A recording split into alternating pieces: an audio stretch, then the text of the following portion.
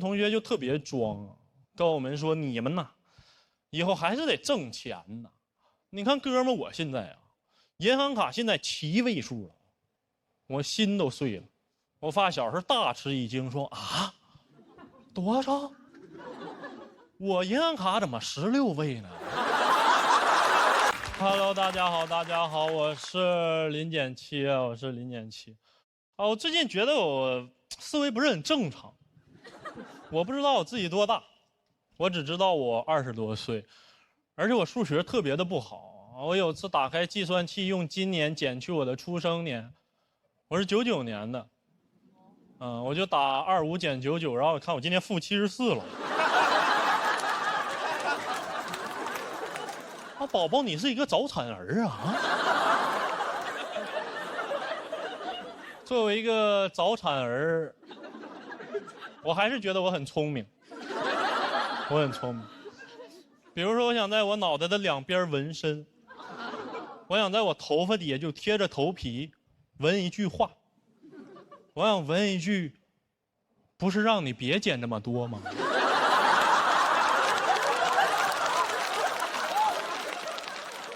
总在想一些没有用的。我最近一直在想小彩旗，你们还记得吗？15岁的小彩旗在春晚上转了4个小时。我当时看电视的时候我就不能接受，因为我是一个东北孩子，就在我的世界观里，它就不存在一个台子上它能一人转，你们懂？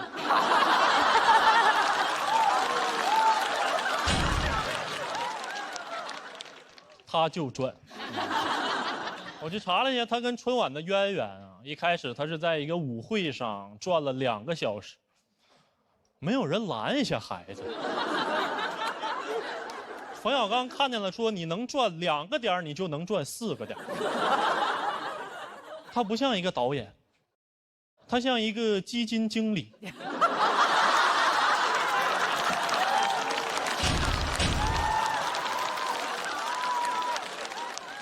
我最不能理解的就是小彩旗转完之后，它没有一个结束的镜头，就5、4、3、2、1，过年了，画面切回来，它就消失了。为什么不给它设计一个谢幕呢？我好奇呀，我在乎它。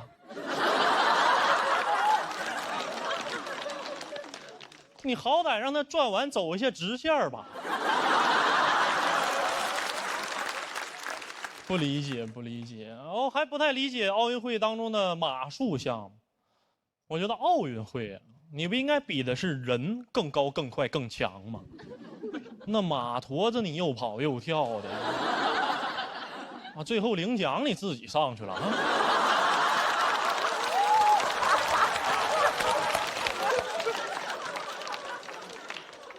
我当时还看见一个新闻啊。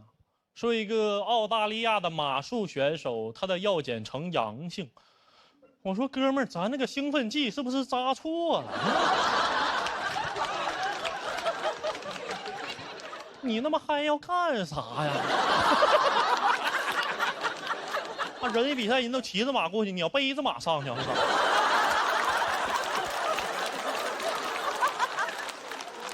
我甚至都怀疑这哥们儿他本来他就不是马术选手。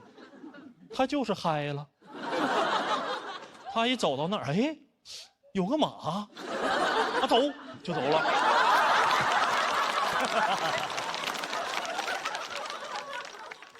好多人说我的思考非常幼稚，可能是因为幼稚的原因，就我在感情里面也没办法给对方很多的安全感。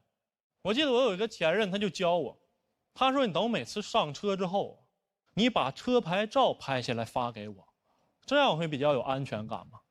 我就是这么做的，然后过2天他又跟我生气了，他说：“哎呀，那公交车不用拍。”我就这样，我就是这样，就是这样。我从小到大，我身边也没有太成熟的人。我发小也是，我发小他就是幼稚到有一点抽象，就他仿佛完全没在现代社会里生活过一样。一个东西他愿意念什么名他就念什么名。前2天我问他一个动漫用什么软件看，他说你就用那个哔啦哔啦呀。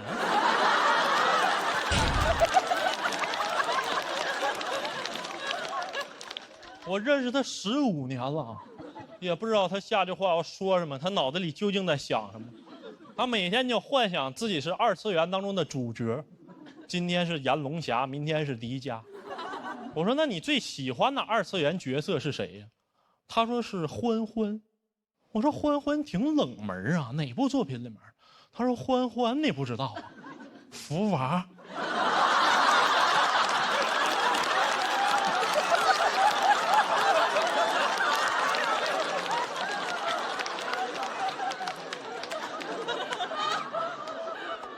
我说没想到还是体制内二次元啊。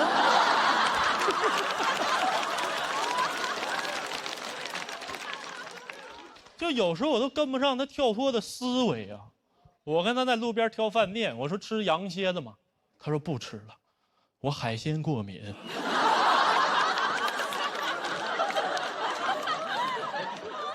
就首先他以为羊蝎子是蝎子，其次他以为蝎子生活在海洋。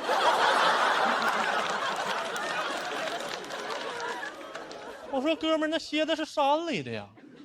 他说是哈，你一说闻着是有股膻味儿。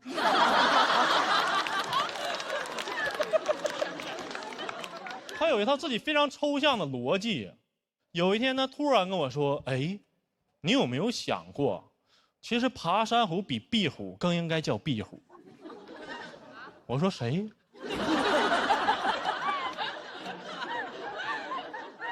他说：“你看爬山虎，它永远生长在墙壁上，所以应该叫壁虎。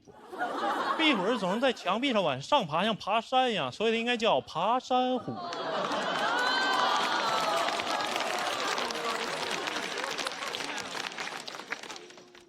我说：“你给我枪毙了好不好啊？那我脑袋留着还有用呢？我现在分不清爬山虎、壁虎了。”但我也在他身上看见了一种幼稚的力量。我就发现，当你一个人你能做到极致的抽象，你完全活在自己的世界里，你的心将是铜墙铁壁，你受不到一点伤害。我跟他去参加初中的同学聚会，然后有个初中同学就特别装啊，跟我们说：“你们呐，以后还是得挣钱呐。你看哥们，我现在啊，银行卡现在7位数了。”我心都碎了。我发小是大吃一惊，说：“啊，多少？我银行卡怎么16位呢？”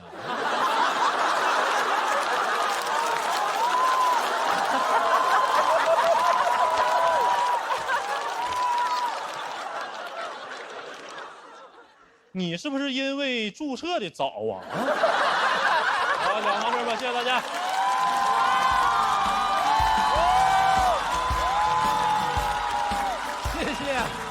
谢谢任贤齐的表演。3、2、1，请锁票。哎呀，什么东西？大林，这应该是你最喜欢的那种。没喜欢错吧？没喜欢错吧？是吧？对啊，非常好，而且我很喜欢他，他中间有很多自己的点评，对，他对于他故事当中一些个比较那个诡谲的故事和人物，他对他们还有一个评述，这个特别有意思。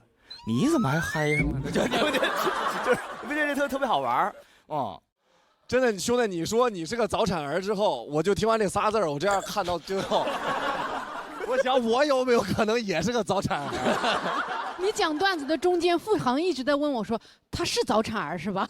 他真是早产儿啊？真的假的呀？我真不知道。付航反复确认，他说的那傻子是他还是他发小来着？真不知道，太棒了，太棒了，太棒了！他作品里有2个维度，你发现吗？就是刚才大林说的，他有一个还去评论别人的一个，俩都是傻子的那个维度，你知道吗？就但是能把2个傻子有机的给错开，还能弄在一起，这很奇妙的一个宇宙，你知道吗？就是爬山虎和壁虎，光一个名字颠倒过来所导致的那个误会的那个交错，就特别高级。就很多人会因这一个作品和这几句话去重新观察我们身边的概念，我们耳熟能详的那些东西到底是不是真的？我们已经习惯接受的那个名相，到底和它的本质有什么样的关系？反正我自己感受到的是这个，所以我坐在这儿特别喜悦。谢谢。说实话，我没太听懂。谢谢你的喜欢，谢谢。OKK。其实不论台上站的是谁，我也会说这番话的。行，下一位啊。小号呢？下一位。这个我让他玩明白了。我感觉他说完了，我是感觉。是。不可能每个人都这么好笑哎，就是他这个个性啊，我觉得刚刚东东老师讲的就是东东，就是他真的是那种傻傻惹人爱。我不知道他真正的个性是不是就这样，他会让你觉得他就是这样子啊。降，是这样啊。台上台下都这样，很可爱。我觉得就是可能他这个很放松的态度，也让我们在听他讲话的时候很放松，就完全进入他，带我们到他的那个世界，然后他那世界就是傻傻的，但是很迷人，喜欢啦。这段听懂了吗？听懂了，这个我能听懂。你看他都不着急叫下一位，还想多听会儿。宝贝，我觉得很好，那你的表演在我心里刻了一个好。你先让我讲，我就选陈明飞了。所以你在我心目中就是披荆斩棘的弟弟，你是我们大家的明灯，爱你哦。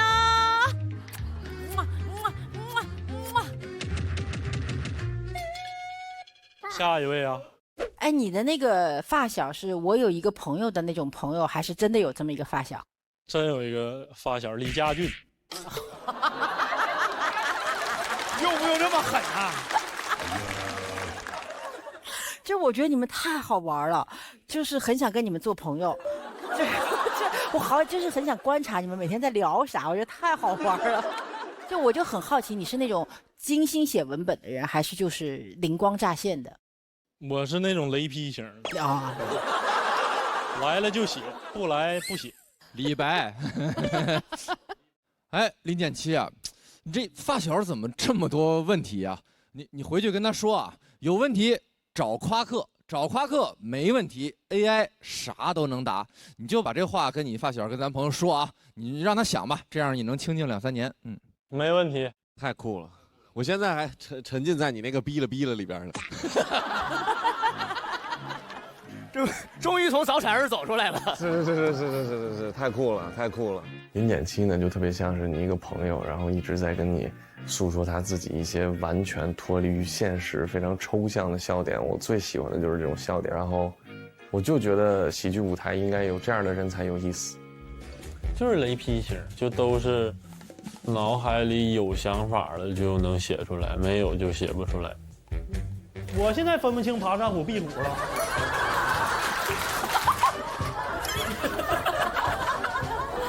我爸现在快到70岁了。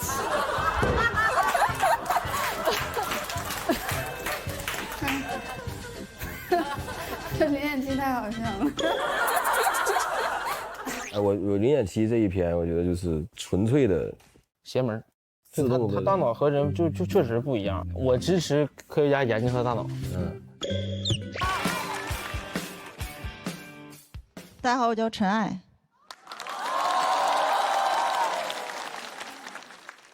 我去年过得不太好，一直在搬家，而且很倒霉。我搬到哪儿修路，搬到哪儿修路，我都怀疑上海这城市发展不会是我带动的吧？怎么追着我发展呢？是不是上海原本都没有这么多路？我搬多了，才有了路。最近住的地方倒是不修路了，给我弄终点来了。我甚至发现附近还有个火葬场。本来我只想找个偏点的地方，那这也太偏了，偏到让你觉得这地方就该有火葬场。还有农家乐，也合理，喜丧嘛，方便吃席。这边刚烧上，那边已经起菜了，真的很近。我在家导航过，我家离火葬场不到800米，导航推荐我步行。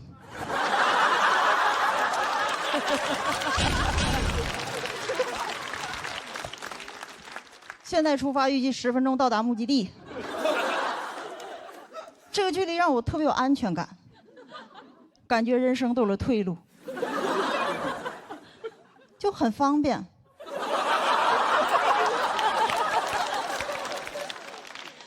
我去剧场坐地铁还有1个半小时，火葬场10分钟走到了。你知道这对我的意义吗？脱口秀讲得好还行，要是讲得不好，我就去那边逛逛。这儿火不了，还能去那儿火一把。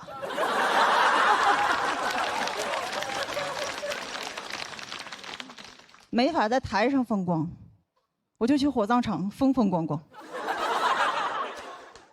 而且当你的人生有了退路，你的心态都会特别好。比如我现在都不怕别人催婚，每次听人说你现在不结婚不生孩子，以后死的时候都没人给你送终。我想10分钟的路，送啥送？他们来的还没我走得快呢。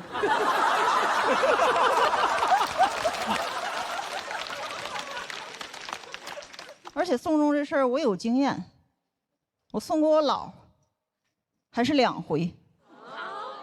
因为前几年我姥姥90多的时候说不行了，当时我们所有人请假，坐最快的一班飞机，专门跑过去给我姥姥送终，送了2个多月，没送到位，就先回去了。走的时候，我姥姥还挺精神，还说要送我。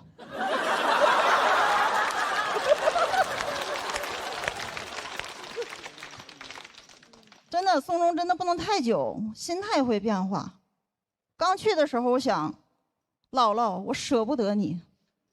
但2个月之后，我开始觉得，早知道换个便宜点的高铁了，反正你又不着急。来的早不是来的巧吗？所以电视里见亲人最后一面都是姥姥我来晚了，我们是姥姥我来早了，就不能有一次正好，说姥姥我来着了。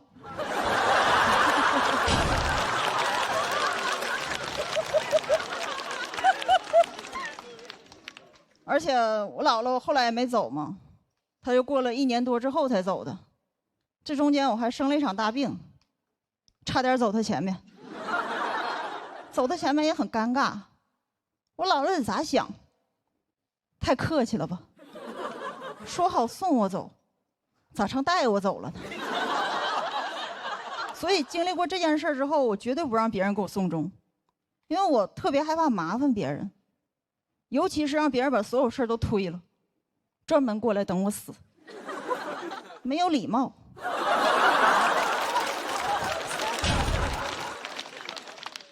而且是等我死，就你们被人等过没有？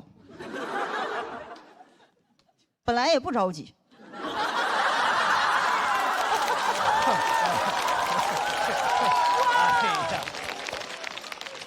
越等越急呀，还是这么多人同时等我，就感觉再活下去都有点不懂事儿了。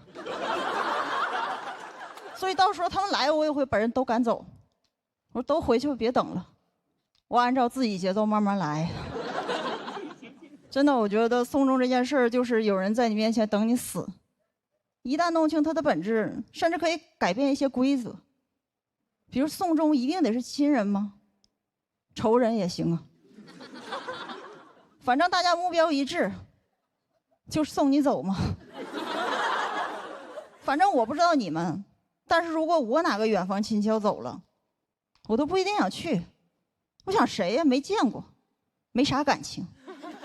但如果我最恨那个人要走了，我绝对去，感情太深了。我不光想送送他，我都想催催他，甚至到时候他走了，别说请假，辞职我都去。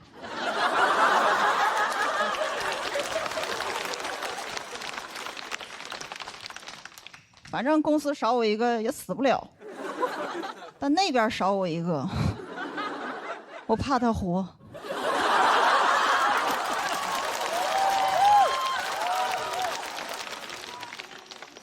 而且我送终应该比那些亲人有效率，只要我去，一定给他送走。你们应该也能听出来，我现在有点绝望。确实，今年录这个节目，演员一个个都很卷，还在那争什么复活金牌，有啥用？能复活我姥姥吗？而且我看着这些人在台上那么拼，我就想，你们这么努力图啥？不就是想火，想燃吗？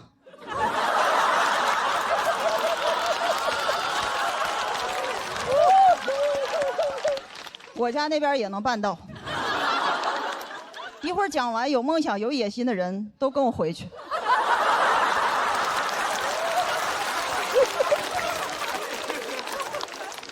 很方便。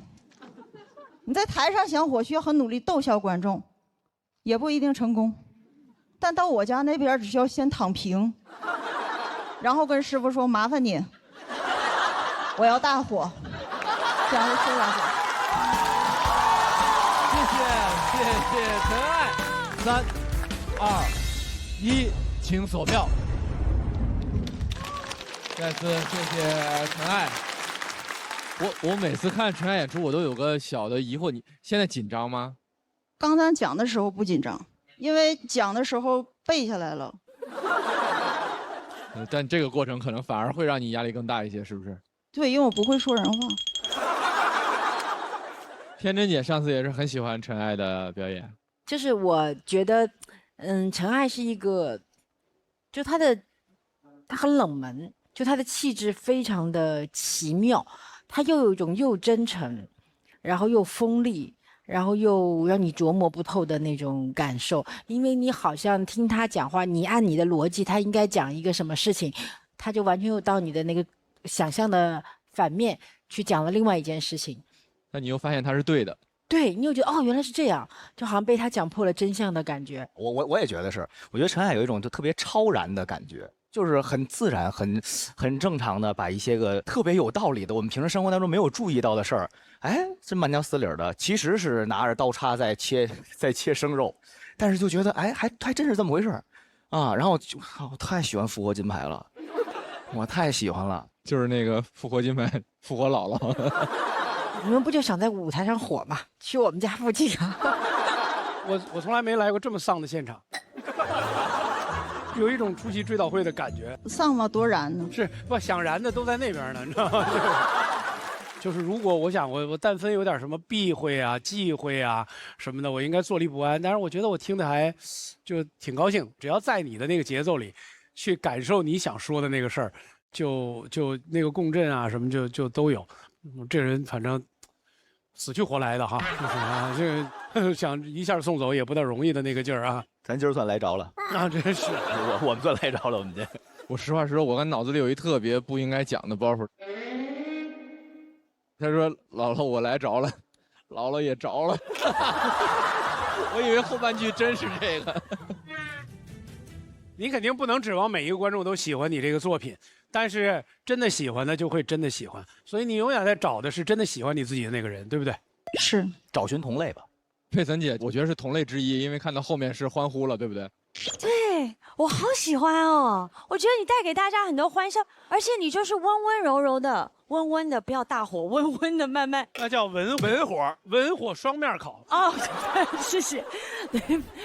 但是我刚刚看到我们整个就是在聊天的过程中，然后你讲完之后，我看你拿着麦克风跟我一样，你是不是也会有一点点抖？我很想知道，你带给我们这么多快乐的人，你站在舞台上的你是快乐的吗？想赶紧离开。我就有点很紧张。哦，观众笑的时候是快乐的。嗯，谢谢。大家好，我是林简七，我是一个东北人，我出生在东北的一个小县城抚顺。我觉得出生在小城市，你就很难介绍自己。别人问我家在哪儿，我说辽宁，他说辽宁哪儿，我说抚顺，他说抚顺在哪儿，我说离沈阳很近，每次都很繁琐。所以一般我会主动说我是辽宁沈阳抚顺，我是辽宁沈阳抚顺，我是辽宁沈阳抚顺。直到一个南方哥们儿紧紧握住我的手，他说：“你好，抚顺。”你好，抚顺，我广西南宁李坤，你好。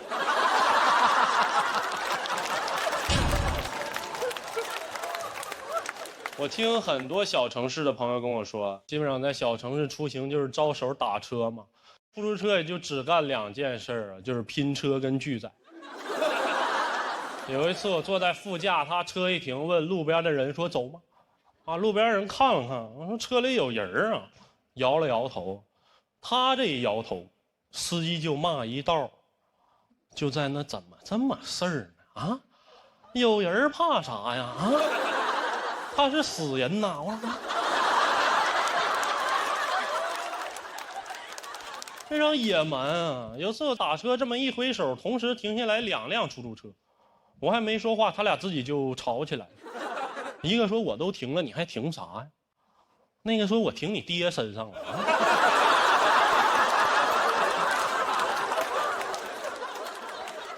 怎么你停了我就不能停呢？我就在那站着。别的空车经过，我也不敢招手，我就只能在那等待，在他俩当中等待一个更强壮。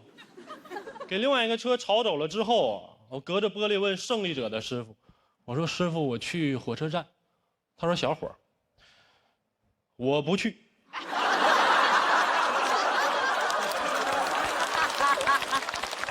也没有共享单车，其实投放了一批共享单车。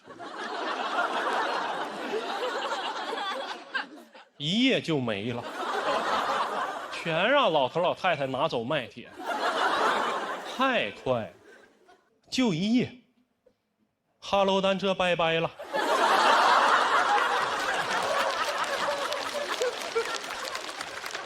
你们想象那个场面，就老太太把车架子敲成铁皮，放自己车筐里，骑着去卖铁。我们总说做事情要打破框架。他们打破的很彻底，他框是框，架是架。老头骑这个3轮车出来了，给这个后备箱装挂板单车装这么老高，就你光看他那辆3轮车，你是分不出来他是要偷窃还是要投放的，你知道吗？我那天晚上迷迷糊糊一出门，哎呦，穿越了，那大道上拿铁棍搁那撬。拿小锤搁那敲，太震撼了，全民运动。我说怎么了？又变刚了啊？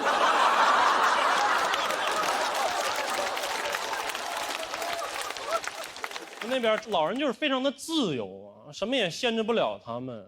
宗教也是，他们信的也不是正规宗教啊。好多老人他信教是因为他们到岁数了，准备上天堂。信别的就很少，你要跟他说轮回，他就说轮回我就不去了。宗教这儿不让干，那不让干，他们信教的主旨就是我都能干，因为我能忏悔。所以你能看见一种奇观啊，就好多老人在教堂门口打牌。哎呦，这帮堕落天使啊！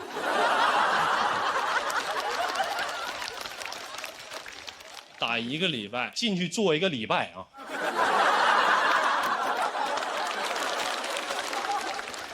那话你都没听过呀，主啊，我忏悔，妈3代1出早了。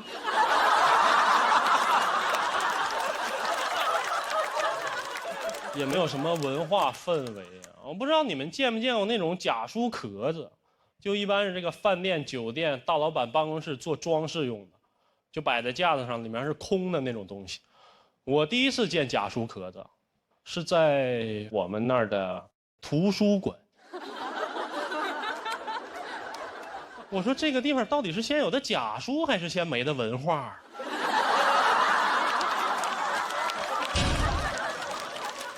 你们能想象吗？一个个嗷嗷待哺、渴望知识的青年，翻开书一看，我文化了啊！我还上网查了一下，这种书它叫仿真书。哎呦，你听它这个名字啊，仿真书。我从小就对真假这种定义非常的清楚啊。我小时候也穿一些高仿的鞋什么的，我同学就指着我，他说：“你这个鞋是假的。”我觉得真假你也得看哪种维度吧。在你那儿它是假的耐克，在我这儿它是莆田正品。但是仿真书啊，它都不是书，它是纸壳子。你让老头老太太知道了，来了全给你拿跑。比在图书馆放假书壳子更诡异的是什么？是这个假书壳子，你能借走。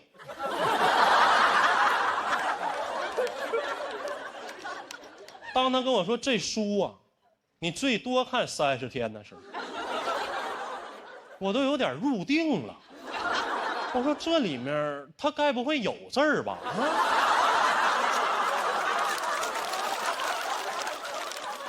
老师问我看没看过《红楼梦》，我说那打开里面一场空啊。我还看过吗？我都看透了。讲到这儿吧，谢谢大家。谢谢林建七。喜欢刚刚林建七表演的观众朋友们，千万不要忘记为他投票。3、2、1，请锁票。再次谢谢林建七。新人朋友上台前不敢多介绍，不敢抬得太高，但其实简七是过去这1年大家都很关注的一位新人演员，也是在很多线下比赛中成绩非常优秀的一位新人，也是拿到过梁岩杯冠军的人。喜番的心梗赛从创立以来一直都是梁岩拿的冠军，所以他也称为梁岩杯。确实，我看气氛组的朋友也是被逗得嘎嘎的。我记得好像是大鹏导演第一个拍灯的是吗？对，他是辽宁沈阳抚顺，我是吉林通化吉安。介绍我的老家吉安，没有人知道，所以我是在这个地方拍的灯，我特别的有同感。我挺高兴，我这个压抑了1整天的乡音。我想在接下来释放一下，之前都让自己说普通话，但是我看了他的表演，我不知道为什么你会把东北话说出一种上档次。像不了解东北的朋友们，很好的展现了东北人是一个什么样的状况。很好的推广了家乡，因为我也很热爱这片热土。你看我的电影里也经常都是描述我家乡里面的事儿，所以我感觉就有一种那个东北文艺复兴在脱口秀这舞台上产生了，东北话都复兴了，又复兴了啊！我很喜欢你的表演，期待你接下来的段子，加油加油！我们都爱我们的家乡和家乡音，我觉得林简七长得有点像张若昀，你觉得吗？觉得。咱节目好几个明星脸呢。烧饼那也算。烧饼。他身上透露一种古怪的气质，就是很古怪。是什么呢？就是此刻啊。就是你古怪，但是又很好玩。帅气抽象，这个词蛮好的，又帅又抽象，帅抽。我觉得他跟大林有一点像，就是他们其实很年轻，但是有一些老成的气质，但你俩老成的方向又特别不一样。我有那么老成吗？我也想推广我们天津话，其实也还行。特别好，尤其我特别喜欢的那种欲言又止的那种，哎，那个味儿最对了。我最喜欢那包，我当时没来得及拍就过去了。我们那儿就没有共享单车，但其实我们那儿也有过，就是这包袱太值钱了，这太有意思。所以您现在也不会骑共享单车，对吗？那会，我去过大城市。没有，开玩笑，特别好，特别好。我觉得您的这个状态什么的，这个独树一帜，而且特别精看，也精琢磨，我觉得应该是今年冠军有力的争夺者。别，那期待你后面的表演。这一次也是拿到了气氛组的3票。挑战环节现在开始，如果还有演员要挑战，就请起立。倒计时5秒钟。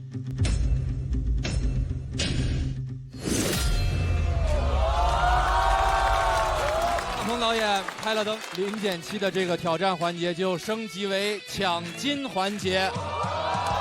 这个是特别强的。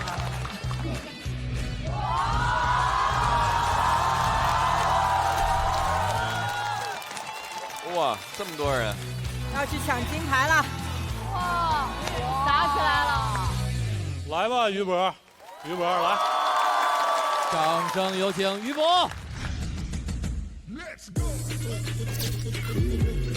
我在后台见过于博，他不长这样。叫于博，来自黑龙江省七台河市。在平时在喜剧联合国演出。我呢就是比较内敛。因为我觉得林简琪，因为大家也都很喜欢，我们玩都很好，他确实是今年新人里面大家比较期待的。当然，于博也大家也很期待。我觉得对于新人来说，他去选择一个那么对大家期待的新人，是很有勇气的选择。老七是我心魔，之前在喜番金港赛决赛，我接他完全没接住，那场他冠军，我到第2。那一次就演的我醍醐灌顶，演的我琴瑟和鸣，脑瓜嗡一下子。我说这有人能这么写段子吗？很长一段时间一写段子脑袋里全是林简琪。我是那种很个人的觉得，我就是想打林简琪，就是想克除心魔。林简琪最强新人怎么事儿啊？